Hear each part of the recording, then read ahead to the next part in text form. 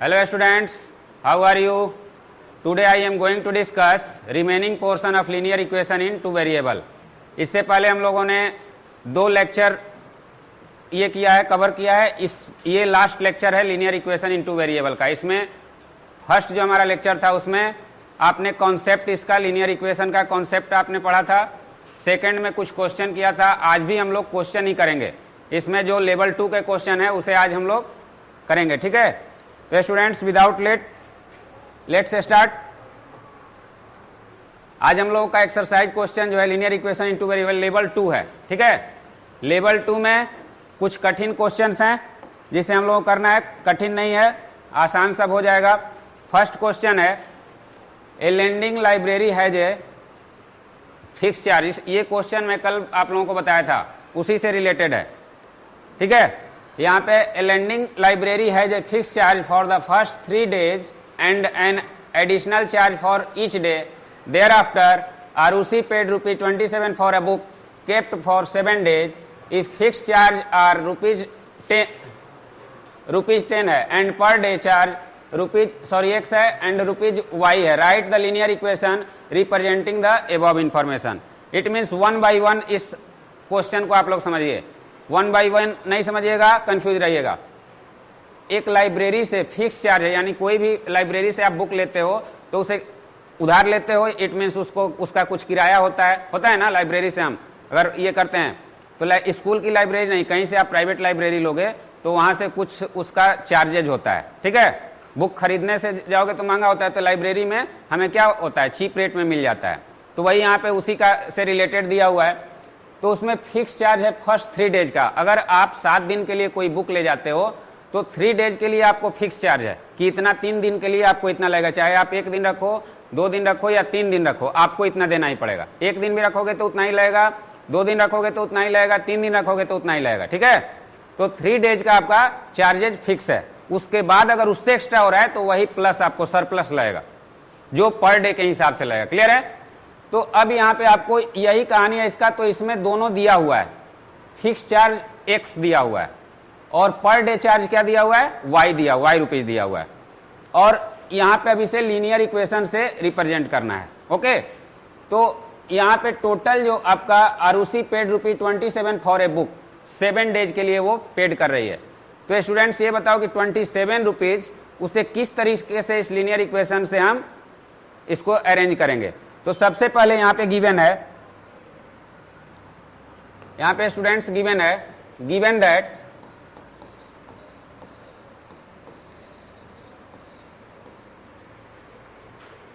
Fixed charge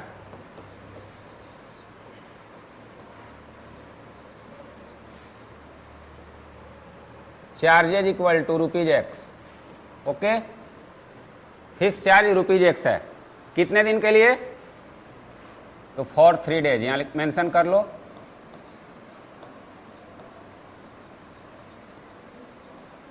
तो अब 3 days के लिए तो उसका फिक्स चार्ज दे दिया उसने ₹X। अब बाकी कितना दिन बचा, 4 दिन बचा। तो रिमेनिंग डेज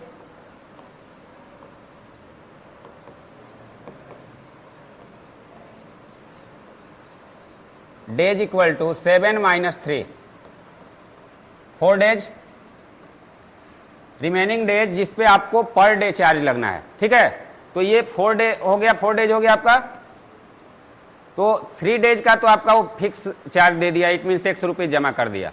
अब बाकी जो 4 days है उसमें यहाँ पे क्लियर कर रहा है कि per day charges are ₹Y, यानी पर डे जो चार्ज है उस पे Y।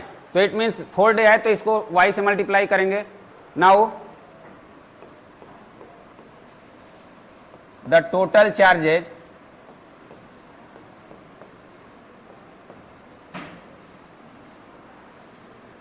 For remaining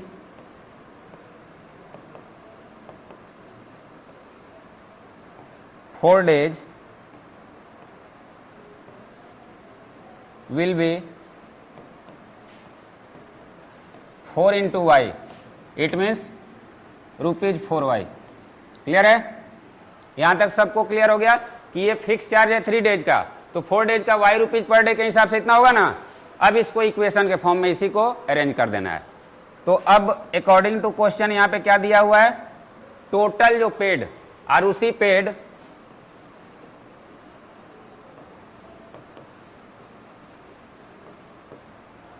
₹27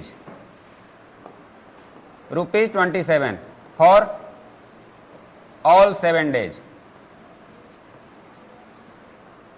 Therefore, equation will be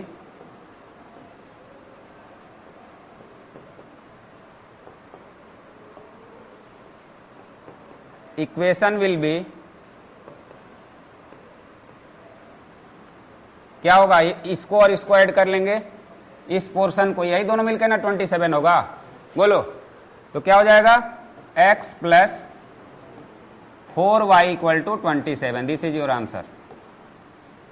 देखो आसान है, अंत में आपको आसान लगेगा, बिल्कुल आसान है, लेकिन ये कॉन्सेप्ट समझना पड़ेगा। क्लियर है ना, ये स्टोरी आपको समझना पड़ेगा, स्टोरी नहीं समझोगे तो ये कभी क्वेश्चन नहीं समझ में आएगा। ठीक है, स्टोरी को समझना है। कल मैंने इसी से रिलेटेड एक बताया था ना, वो भी से, तो वो 1 डे का फिक्स था वहां पे। ठीक है, टैक्सी का था 1 डे का फिक्स था, बाकी का क्या था 1 किलोमीटर का, शायद किलोमीटर में था। ठीक है, तो यही क्वेश्चन है स्टूडेंट्स, इसमें किसी को कोई डाउट, ये डाउट रखने वाला चीज नहीं है, इसको क्लियर कर लो अगर किसी को डाउट है तो, बिकॉज वेरी इंपॉर्टेंट क्वेश्चन है ये। Now the next, a number is 27 more than the number obtained by reversing its digit if its unit and tens ones units, sorry, its ones units and tens digit, units and sorry, ठीक है, units and tens digit जो है आपका वो x और y respectively दिया है, यानी डिजिट का वैल्यू यहां पे दे दिया है। Right the linear equation representing the above statement, यहां भी इक्वेशन ही रिप्रेजेंट करना है। तो सबसे पहले क्वेश्चन समझना है, ये क्वेश्चन आपको क्या कर रहा है, number is 27 more than the number obtain by reversing the digit. अगर डिजिट को रिवर्स करने से ये नंबर क्या होता है, उससे ये 27 ज्यादा है। ठीक है, यही क्वेश्चन है। तो कभी भी डिजिट से रिलेटेड अगर कोई क्वेश्चन आता है तो उसमें यूनिट और टेंस डिजिट का बहुत ही इंपॉर्टेंस होता है। तो अगर आप लोग यहां पे इस क्वेश्चन को अगर सबसे पहला इसका लेट, यहां तो लेट करना नहीं है, दिया हुआ है, गिवन है ना, जब नहीं दिया रहता है यहां एक्स वाई गिवन है, तो यहां पे ध्यान दो आप लोग कि units and tens digit are respectively, इसका मतलब क्या है, यूनिट प्लेस जो है वो x है और टेंस प्लेस क्या है, y है। तो यहां पे लिखोगे गिवन दैट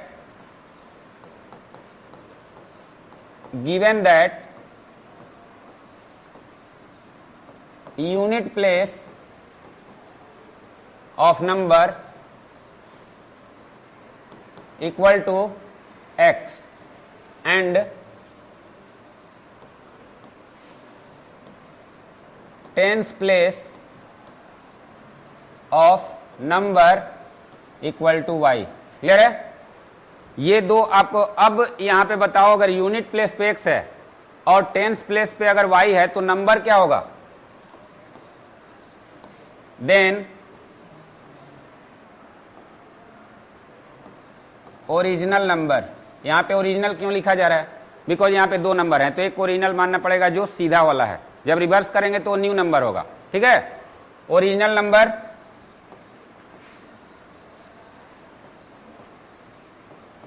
अब टेंस प्लेस पे जो रहता है उसमें किससे मल्टीप्लाई किया जाता है, 10 से, और यूनिट प्लेस पे जो रहता है उस पे 1 से मल्टीप्लाई किया जाता है। तो इसे आप ऐसे लिख सकते हो क्या, 10 into y plus x into 1।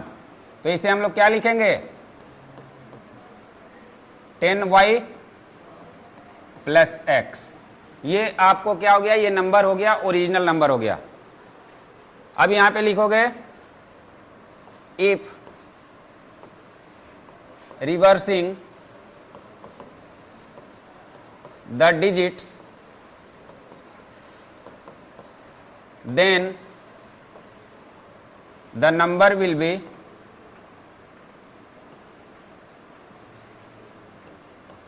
number equal to 10 into x plus y into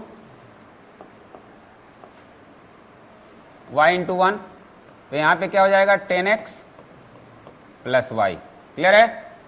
तो अब यहां पे आपको दो रिवर्स करने पर भी, तो यहां पे न्यू नंबर इसको मेंशन कर दो, अच्छा रहेगा, लिखने में सहूलियत होगा, बाकी कोई इसमें ये नहीं है,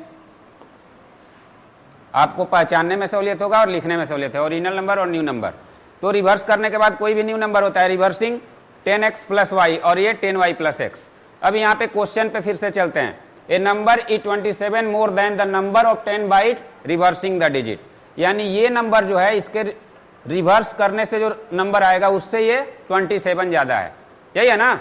फिर से एक बार समझो, a number is 27 more than the number of 10 by reversing its digit, यानी ये नंबर जो है वो ज्यादा है, इसके रिवर्स करने पे जो नंबर आ रहा है उससे ये 27 ज्यादा है। क्लियर है? तो अब इस अकॉर्डिंग टू क्वेश्चन हम क्या करेंगे, अकॉर्डिंग टू क्वेश्चन जो ओरिजिनल नंबर है, यहां पे ओरिजिनल नंबर और रिवर्स वाले नंबर को, न्यू नंबर को क्या करेंगे, इक्वल करेंगे। तो इक्वल करने के लिए क्या करना पड़ेगा,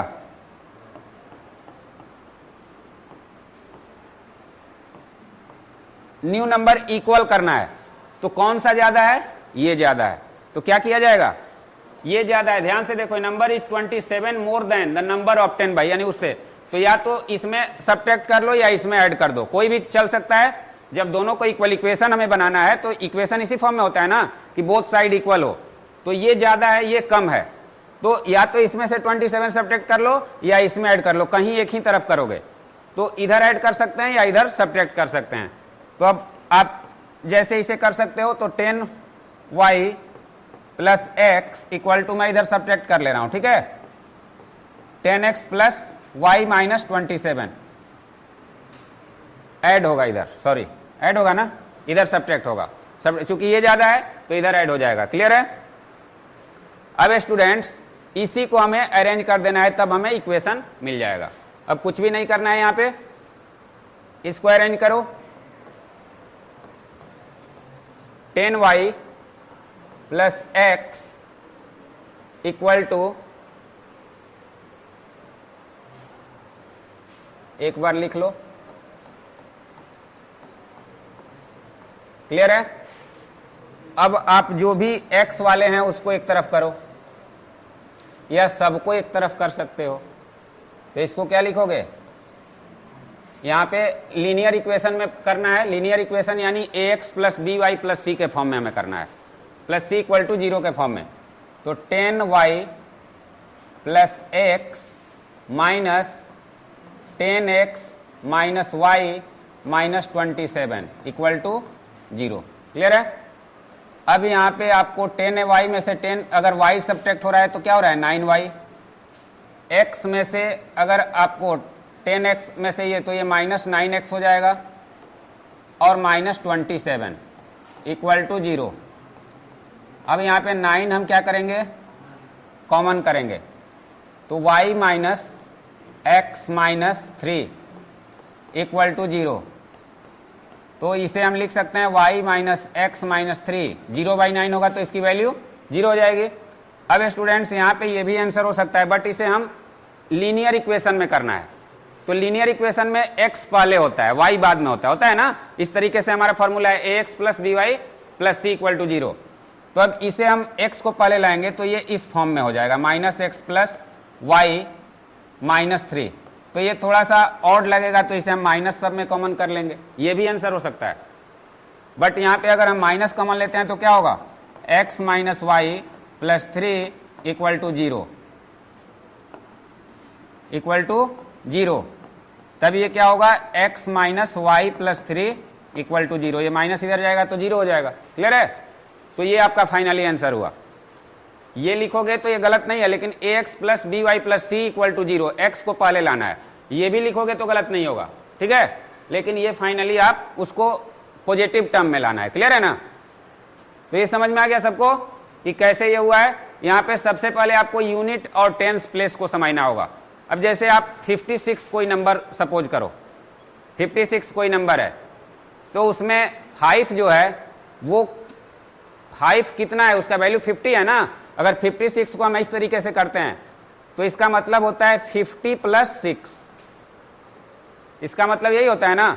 तो 5 में किस चीज से मल्टीप्लाई हो रहा है, 10 से, और 6 में तो वही यहां पे ये जो है 10th प्लेस पे जो नंबर है उसमें 10 से मल्टीप्लाई किया जा रहा है, और ये जो यूनिट प्लेस पे है उसमें 1 से मल्टीप्लाई और फिर ऐड किया जा रहा है। तो देखो यहाँ पे 10 से मल्टीप्लाई हुआ है ना, तभी ना 50 हुआ है, और ये 6 से, तो तभी ये 56 होता है।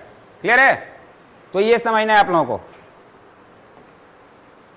अब इसका सॉल्यूशन आगे आप लोगों को मिलेगा नेक्स्ट क्लास में, इसका सॉल्यूशन भी सब करना पड़ेगा। अभी आप लोगों को इसका इक्वेशन बनाने के लिए सिखाया जा रहा है। क्लास 10 में इसी पर आधारित आपको बहुत सारे क्वेश्चन मिलेंगे, तो ये अच्छे से समझ लोगे आप लोग तो आगे दिक्कत नहीं होगी। ठीक है, now the next question, plot the points.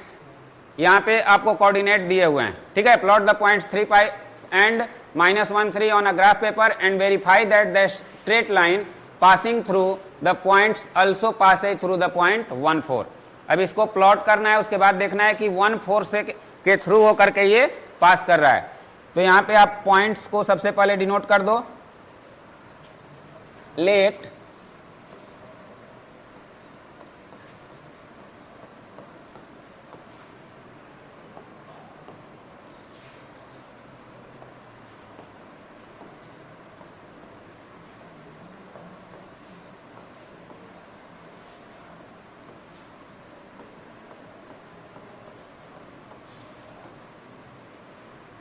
और आपको अगर अब जैसे ही पहले इसको रिप्रेजेंट करेंगे, प्लॉट करेंगे, तो प्लॉट करने के लिए यहां पे आपको 5 दिया हुआ है ना, 3, 4, 5 हो जाएगा, नहीं तो इसको छोटा वाला हम लोग ले लेते।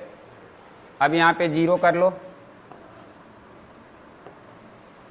ये 0, 1, 2, 3, 4 ही हो रहा है, डोंट वरी।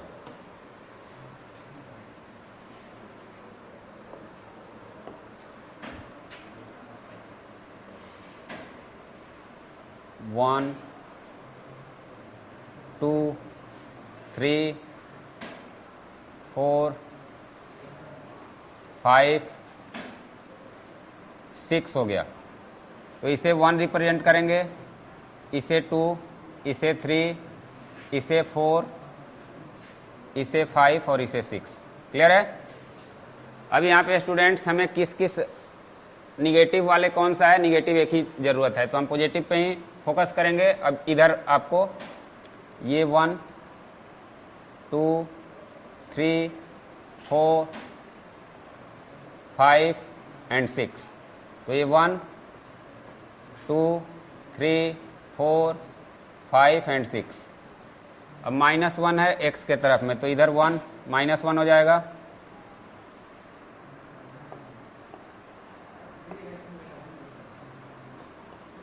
-2, फिर यहाँ पे आपको -3, -4, -5, -6। इधर भी 1-2 रिप्रेजेंट दिखा दिया जा रहा है, हालांकि इसकी कोई ज़रूरत नहीं है। -2, ओके, ये x है, ये x डैश, ये y, ये y डैश। अब प्लॉट करना है, हमें a को पहले प्लॉट करना है, तो 3, 5 कहाँ पे है, 3 ये है, 5 हमारा, यहाँ से देखो ये इसका सेंटर है, 5 का ये सेंटर है। क्लियर है? और दूसरा क्या है, -1 एंड 3, -1 एंड 3, तो ये आपका है यहाँ पे। क्लियर है? अब इसे हम लोग रिप्रेजेंट करेंगे तो हमें 1 एंड 4 फाइंड होना चाहिए।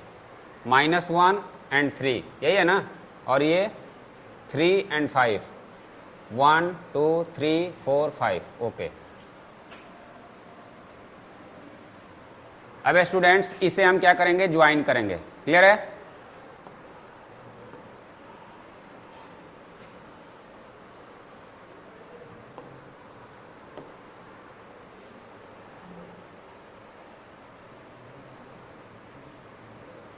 अब देखो स्टूडेंट्स, यहां पे आपको क्या कर रहा है, 1 and 4, 1 ये है और 4 ये है, तो 1 and 4 होकर के ये जा रहा है ना, देखो यहां पे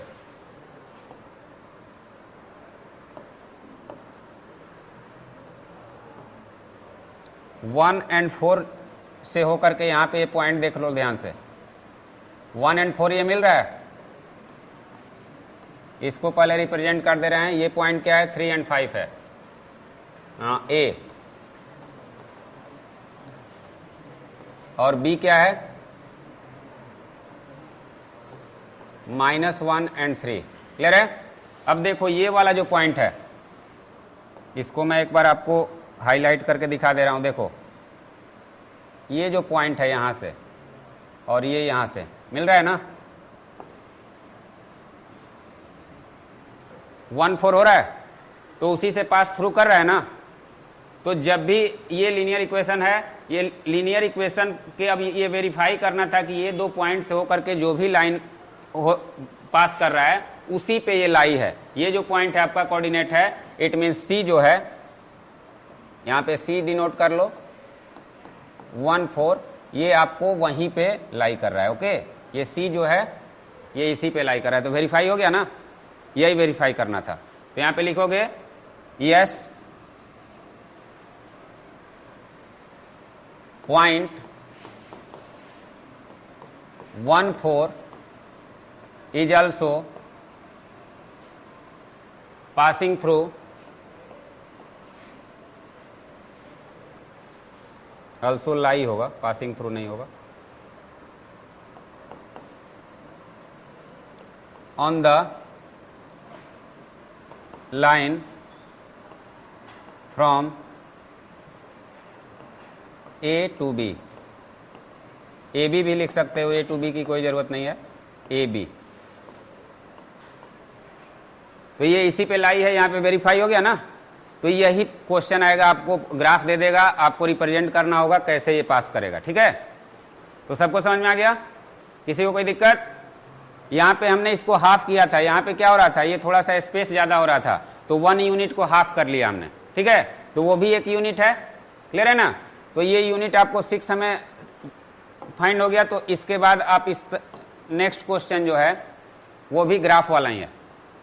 draw the graph of the equation x/3 and y/4 equal to 1, also find the area of the triangle formed by the line and the coordinate axis. ये बहुत इंटरेस्टिंग क्वेश्चन है। इसमें आपको एक इक्वेशन दिया हुआ है, इक्वेशन से पहले यहाँ पे ग्राफ बनाना है। ठीक है, पहले वही करते हैं। यहाँ पे given that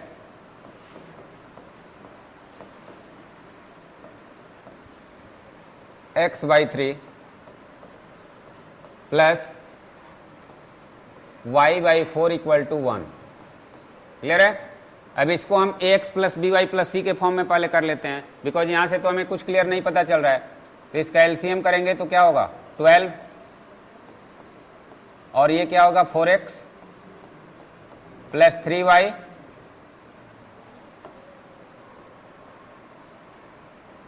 3y equal to 1। Then इसे हम क्या लिख सकते हैं, 4x plus 3y equal to 12। Clear है? अब उसी फॉर्म में आ गया, इसको अगर एक साइड करोगे तो हो जाएगा। तो अब इसे हम क्या करेंगे, या तो x को आपको वन साइड करो या y को, जिससे आपको सहूलियत मिले। तो अगर y को हम एक साइड करते हैं तो x की वैल्यू पुट करेंगे, अगर x को एक साइड करेंगे तो y की वैल्यू पुट करेंगे। तो यहाँ पे ये ध्यान देना है, आप किसी को भी वन साइड कर सकते हो। तो अगर हम x को वन साइड करते हैं तो इसे 4x equal to 12 minus 3y लिख सकते हैं ना, और x की वैल्यू क्या हो जाएगी, 12 माइनस 3y बाई 4। क्लियर है? अब इसका टेबल क्रिएट करते हैं।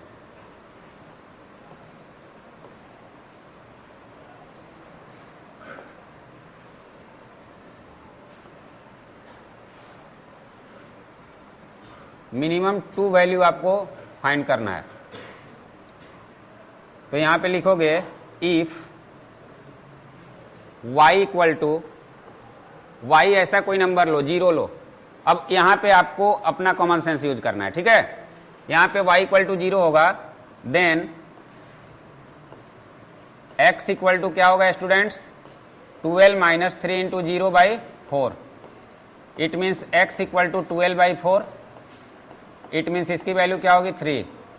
तो यहाँ पे आप y लिखोगे और यहाँ पे x लिखोगे, तो x की वैल्यू क्या है यहाँ पे है 12 माइनस 3y बाई 4। क्लियर है। अब इसे आप क्या, यहाँ पे आपकी वैल्यू क्या आ गई 3 और ये 0। Second, if y equal to 1 कर लो, 1 करने से हो जाएगा, हो जाएगा, 1 करने से नहीं होगा, इसमें आप अगर 2 करोगे, 3 करोगे, 4 करोगे, 4 करने से हो जाएगा ना। तो यहाँ पे 4, मतलब अपनी सुविधा देखना है। Then x equal to 12 minus 3 into 4 by 4, तो इसकी वैल्यू क्या होगी 12 माइनस 12। अब ये नहीं कि सब में 0 लाने का प्रयास करना, मतलब मैं यहाँ पे आपको बता रहा हूँ, आप अगर 16 यहाँ पे दूसरा 20 करते तब भी होता, यहाँ पे आप क्या करते 6 होता तो 18 में से ये होगा 7 होता, इसी के अकॉर्डिंग आपको होल नंबर लाने का प्रयास करना है। ठीक है, कि होल नंबर प्लॉट करने में थोड़ा सा कन्वीनियंस होता है। तो क्या होगा 0 बाई 4, तो इसकी वैल्यू क्या हो गई 0। इट मीन्स हमने y का वैल्यू 4 रखा, तो x की वैल्यू क्या हुई 0। क्लियर है। अब इससे जो इक्वेशन, लीनियर इक्वेशन से जो ग्राफ हमें डिराइव होगा उसको पहले फोकस करते हैं। तो अब इसे प्लॉट करेंगे। Now let a 3 0 and b 0 4, plot on graph. तो अब 3 0 कहां पे होगा, ये 0 हो गया, 1 2 3, 4 भी है, ओके 4 इधर जरूरत नहीं पड़ेगा, 1 2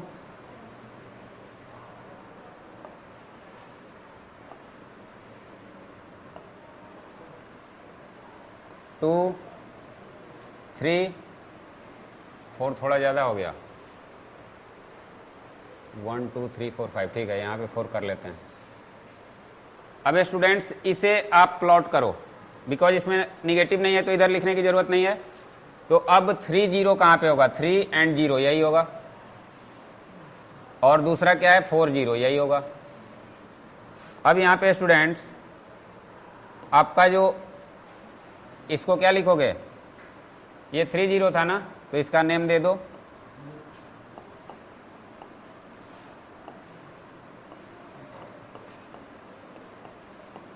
और इसे क्या लिखोगे 0 4, तो ये b 0 4। अब इसे हमें ग्राफ ड्रॉ करना है इसका।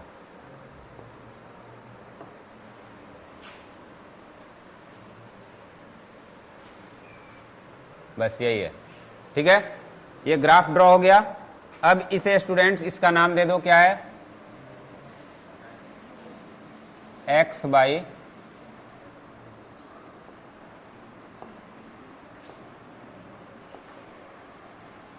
x by 3 plus y by 4 equal to 1। अब यहां तक तो आप लोग जानते थे।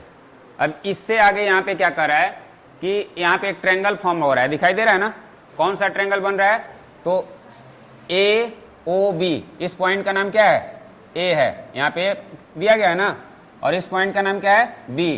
तो ए ओ बी एक ट्रायंगल बन रहा है, इसका एरिया फाइंड करना है। तो बहुत इजी है ये। अब यहाँ पे एरिया ऑफ ट्रायंगल कैसे फाइंड होगा, तो students you know that area of triangle 1/2 into base into height होता है। तो यहाँ पे आपको इसमें बेस क्या है AO है, हाइट क्या है 4 है, तो 1/2 इंटू, तो यहाँ पे एरिया कैसे निकलेगा, now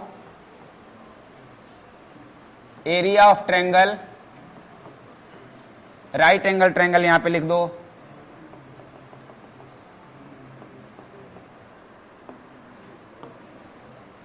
okay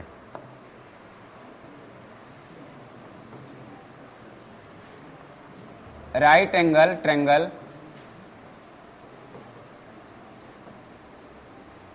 equal to 1/2 into base into height होता है। अब यहाँ पे स्टूडेंट्स बेस आपका क्या है, AO है, तो 1/2 इंटू AO इंटू BO। तो अब इसे कर सकते हो 1/2 इंटू AO की वैल्यू क्या है 3 और इसकी वैल्यू क्या है 4, तो 6 स्क्वायर सेंटीमीटर जो भी यूनिट होगा, यहाँ तो सेंटीमीटर मीटर नहीं है तो स्क्वायर यूनिट हो जाएगा, ठीक है, यूनिट स्क्वायर। क्लियर है? तो ये आपको एरिया निकालना है। तो यहाँ पे एक चीज आप ध्यान दीजिए, कोऑर्डिनेट। कोऑर्डिनेट का मतलब क्या होता है, तो ये एक्स एक्सिस और वाई एक्सिस का जो कोऑर्डिनेट है, तो इससे घिरा हुआ है, यहाँ एक्सिस दिखाई दे रहा है, एक्सिस के कोऑर्डिनेट से बना हुआ है, तो ये इसको घेर रहा है। इट मीन्स जो ये आपका इलाका है, ये वाला जो एरिया है, इसका आपको क्या करना है, एरिया निकालना है। तो यहाँ पे आपको 3 साइड मिल रहा है, दोनों एक्सिस का कोऑर्डिनेट का, और एक ये जो हमने लीनियर इक्वेशन से फाइंड किया है, ठीक है। तो ये ट्रायंगल बन गया, अब इसका एरिया निकालना है। तो सबसे जरूरी चीज है कि इसको कैसे, ट्रायंगल तो आप लोग जानते हो, एरिया निकालना जानते हो ना, तो यहां तक पहुंचना ही मेन काम है। यहां तक आप लोग पहुंच गए तो एरिया तो निकल ही जाएगा। क्लियर है? नाउ द नेक्स्ट,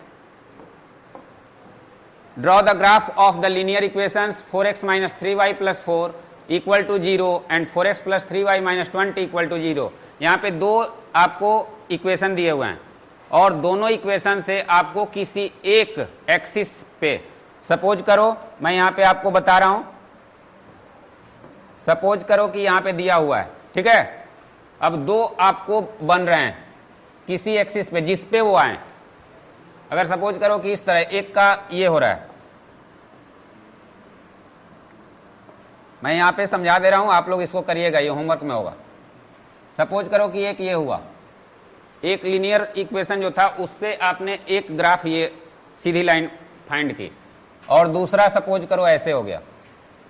अब कह रहा है कि इससे जो बना है एक्स एक्सिस हो या वाई एक्सिस हो, सपोज करो कि ये किससे, एक जो सपोर्ट इसका क्या हो रहा है, एक्स एक्सिस हो रहा है, और दूसरा 2 लाइन हो रहा है। तो अब ये ट्रायंगल का एरिया निकालना है। क्लियर है? अगर इस तरीके का फॉर्मेशन हुआ तो, इस तरीके का अगर हुआ तो, अगर एक्स एक्सिस पे दोनों आ रहा है तो, अदरवाइज आप क्या करोगे, अगर इस तरीके का हुआ, सपोज करो कि ऐसे हो रहा है, ऐसे हो रहा है, तो आपका भी यहां पे ये होगा, ये क्या हो जाएगा, ये वाई एक्सिस इसमें आ रहा है, और ये आपको दोनों इस तरीके से। तो अब आपको जब ग्राफ क्रिएट होगा उस पर डिसीजन लेना है कि इसका एरिया कैसे निकलेगा।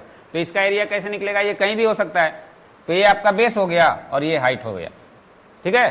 तो बेस आपका जिस पे आएगा वो बेस हो गया, और ये यहां से यहां का जो आप काउंट करके लिख लीजिएगा जो भी वैल्यू होगा, और ये बेस हो गया 1/2 इंटू बेस इंटू हाइट।